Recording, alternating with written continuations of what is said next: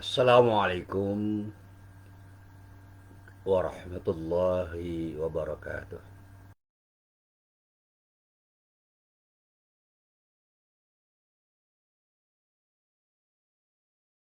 Ani wal Islam.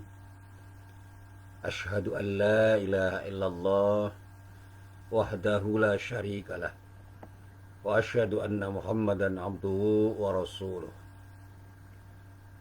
Allahumma salli wa sallim ala nabiyyina Muhammad wa ala alihi.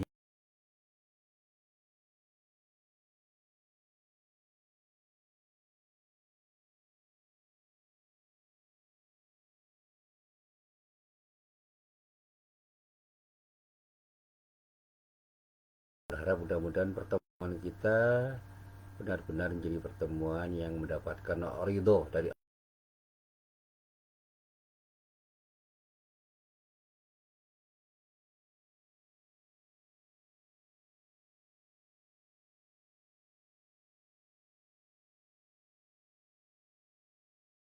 dan pengajian secara offline di sebuah masjid kecil di dekat kampung saya.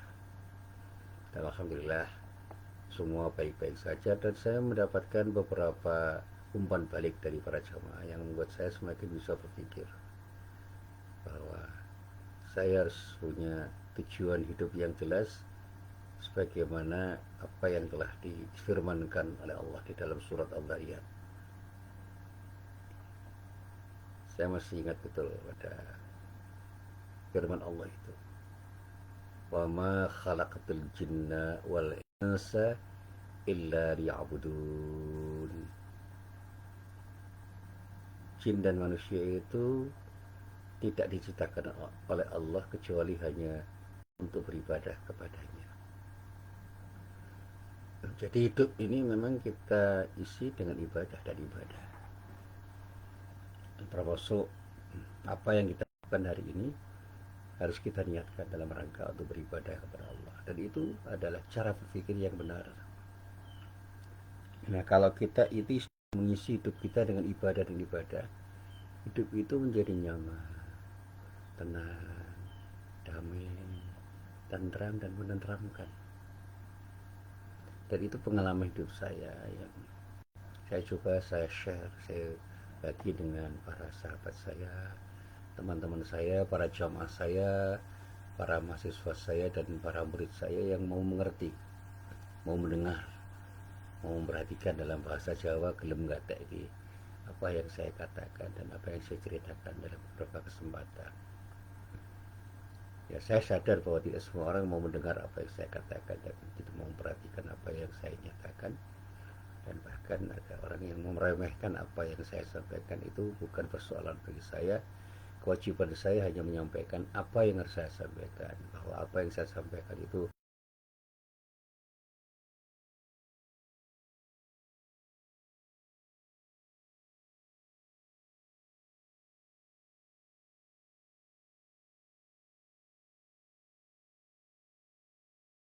ya, menjalankan tugas saya sebagai mubaligh. Para jamaah yang dirahmati Allah, hari ini saya juga terinspirasi oleh teman saya yang kemarin sempat berdiskusi dengan saya. Teman itu dulu murid saya, namanya Dr. Heri Zulfiar, dosen Fakultas Teknik Universitas Muhammadiyah Yogyakarta di program studi teknik sipil. Dia bercerita banyak tentang sesuatu dan dia mengingat-ingat apa yang pernah saya sampaikan dalam kuliah-kuliah saya selama dia kuliah. Tapi saya selalu mengatakan bahwa Anda guru saya. Meskipun dia mengatakan Pak Muslim guru saya katakan semua orang bisa menjadi guru dan bisa menjadi murid. Dan kita harus memastikan diri sebagai guru dan murid sekaligus. Dimanapun dan kapanpun kita bisa belajar. Dan ruang belajar itu tidak mengenal tempat dan tidak mengenal waktu. Anda kan orang teknik, saya katakan Anda belajar fisika kuantum dalam teori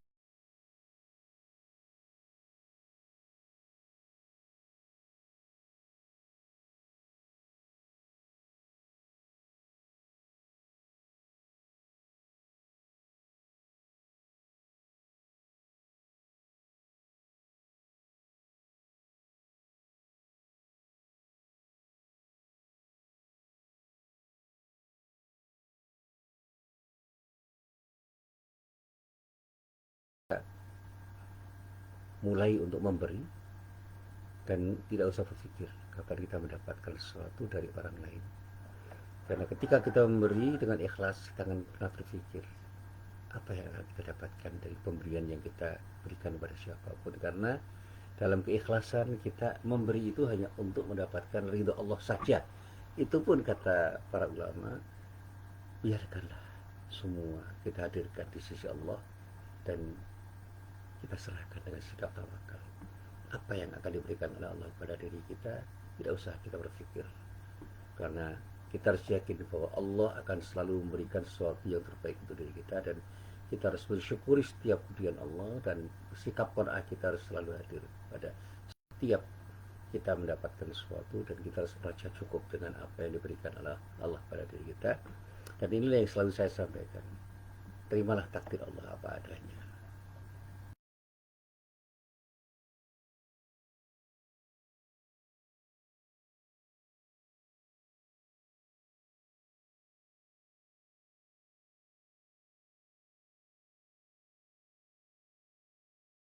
Tepatnya seoptimal mungkin.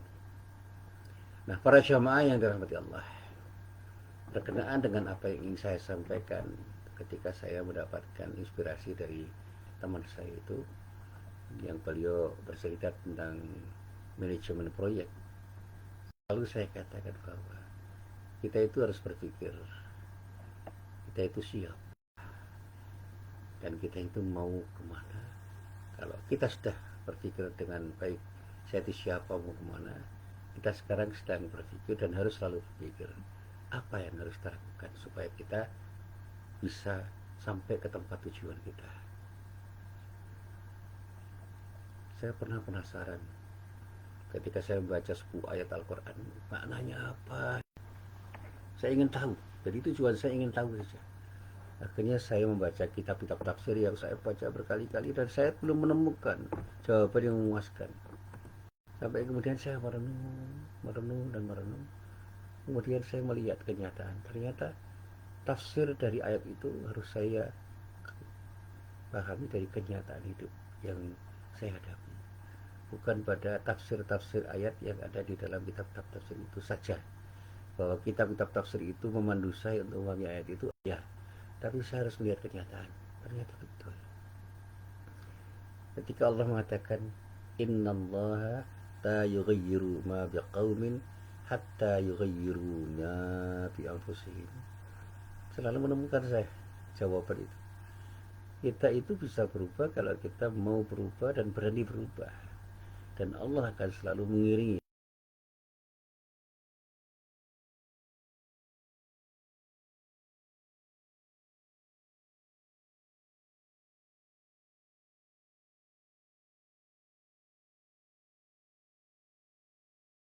Mau berubah dan punya keberanian untuk mulai berubah. Itu yang harus saya sampaikan kepada diri saya dan semua orang. Nah, para jamaah yang dirahmati Allah, disinilah saya selalu mengatakan kepada para jamaah, mengapa kita harus menjadi orang yang bermanfaat untuk siapapun. Dan sangat menarik tulisan-tulisan yang sempat saya baca tentang arti penting menjadi pribadi yang bermanfaat. Dan mengapa orang yang tertarik itu kemudian mencoba untuk menelaah, itu karena keingintahuan mereka tentang sesuatu yang dikatakan oleh para ulama, para cendekiawan, dan orang-orang yang selalu mengatakan, jadilah pribadi yang bermanfaat. Saya mendapati sebuah hadis yang diriwayatkan oleh Imam At-Tabarani di dalam kitab Al-Mu'jam Al-Awsat juz 7 halaman 58. Sebuah hadis yang berasal dari Jabir bin Abdullah radhiyallahu anhu. Dinyatakan bahwa suatu saat Rasulullah itu bersabda,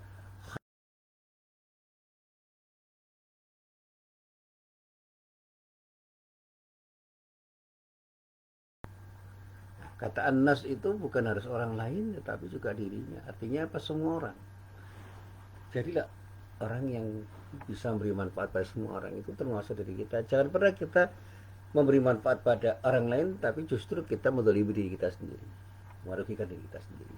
Jadilah orang yang bermanfaat untuk diri kita dan orang lain secara simultan. Nah, para jamaah yang dirahmati Allah, menjadi pribadi yang bermanfaat itu merupakan salah satu karakter yang harus dimiliki.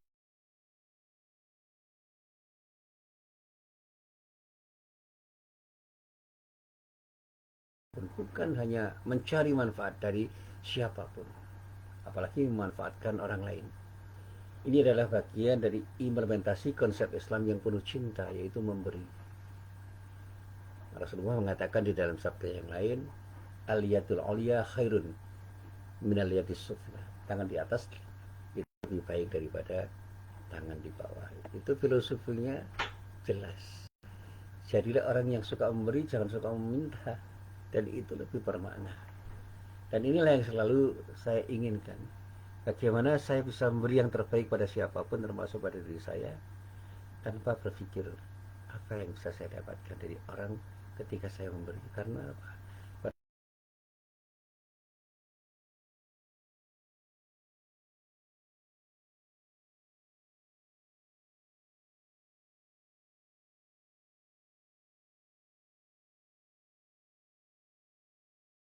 Itu cara berpikir yang perlu dikoreksi. Ayo kita sedekah supaya kita dapat sedekah dari orang lain. Itu cara berpikir yang salah. Apalagi ketika orang mengatakan ayo kita sedekah satu, besok akan dapat 700 kali lipat atau minimal 10 kali lipat. Itu harapan yang justru akan bisa mengoyak keikhlasan kita, mencederai keikhlasan kita, bahkan menghilangkan keikhlasan kita di dalam berbuat sesuatu.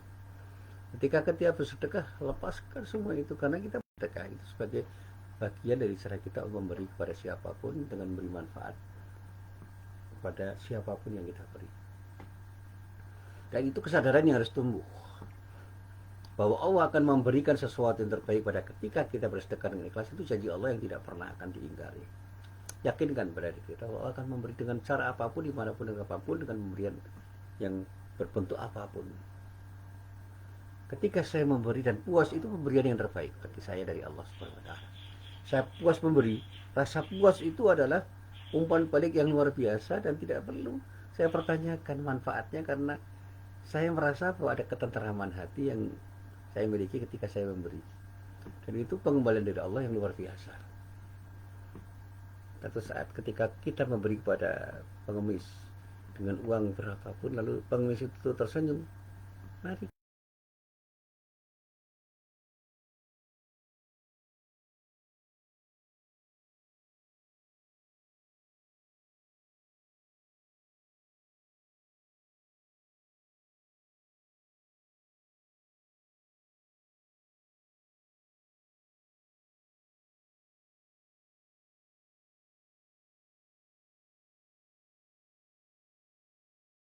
itu yang dia berikan pada suami, dan suaminya tersenyum atau istrinya tersenyum, ayo kita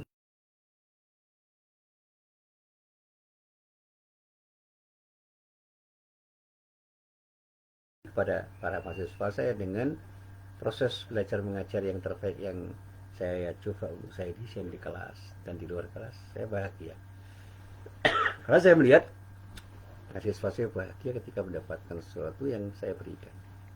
Saya bisa berbahagia hanya karena saya bisa memberi yang terbaik pada mahasiswa saya, sebagaimana saya bisa bahagia ketika memberikan pengajian pada jamaah saya. Dan siapapun yang saya beri, ketika mereka berbahagia dengan pemberian saya bisa ikut berbahagia. Dan itu kebahagiaan yang sangat murah yang saya dapatkan, sangat mudah saya dapatkan ketika saya bisa berbagi kebahagiaan dengan orang lain dengan cara memberi. Nah, para jamaah yang dirahmati Allah, seorang muslim itu diperintahkan untuk memberi manfaat pada siapapun, bukan hanya mencari manfaat dari siapapun, apalagi memanfaatkan siapapun. Ini bagian dari implementasi konsep Islam yang penuh cinta, yaitu memberi. Selain itu, kalau kita mau lebih cermat berpikir, manfaat kita ketika kita memberikan sesuatu yang bermanfaat pada orang lain, itu semua akan kembali kepada diri kita sendiri, sebagaimana firman Allah, in ahsantum ahsantum li anfusikum, ila akhir ayat.